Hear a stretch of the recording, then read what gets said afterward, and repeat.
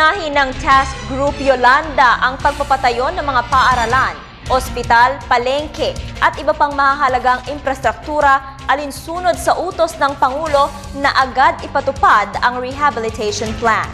Para sa detalye, balitaan mo kami George Bandola. Aprobado na ng Pangulong Benigno Aquino III Rehabilitation and Recovery Plan para sa mga sinalanta ng bagyong Yolanda.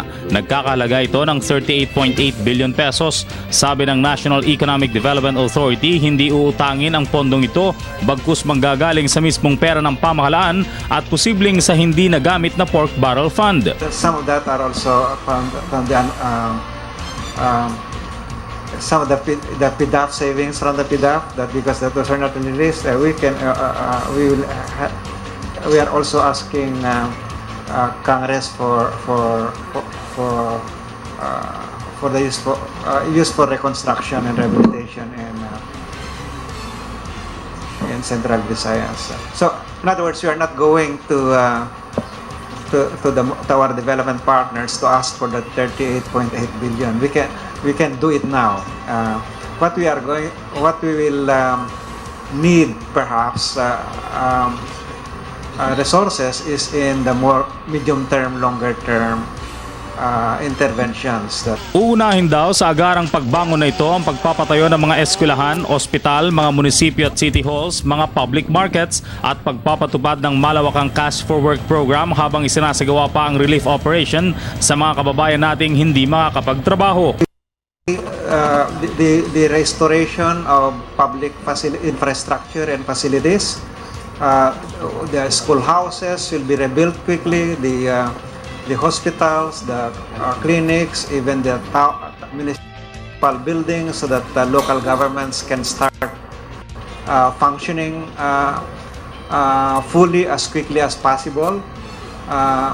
We'll start the construction of public markets that are washed out so that economic activity can be revived quickly. Aminado naman ang NEDA na hindi madali ang pagbangon. Tinataya nilang tatagal ito ng 3 hanggang 4 na taon at dapat na makatulong ang pribadong sektor para gabayan ang mga small and medium enterprise na makapagnegosyo uli.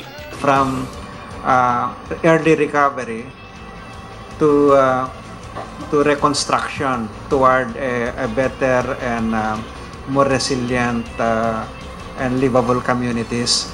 Yan ang aspirations ng plan.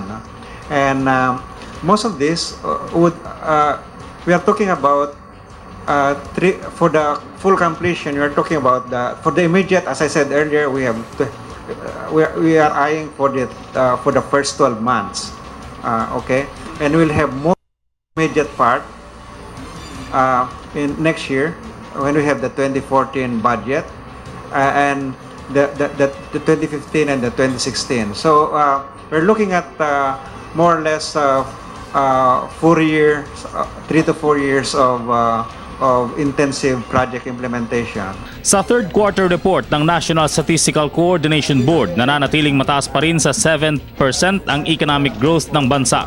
Patuloy itong pinapalakas ang service sector, real estate at trade and financial activities. Pero dahil sa pananalanta ni Yolanda, posibleng maapektuhan daw ang growth target ng bansa sa mga susunod na taon. Pero nananatili pa rin sa 6.5 hanggang 7.5% ang GDP growth sa 2014. Bukod kasi sa agrikultura, hindi birong malaki ang pinsalang idinulot ni Yolanda sa infrastruktura at pagnenegosyo sa Visayas. Tiniyak ni Balisacan na mamadali ng pamahalaan ng rehabilitasyon sa mga nasalantang lugar. Para sa Telebisyon ng Bayan, George Bandola.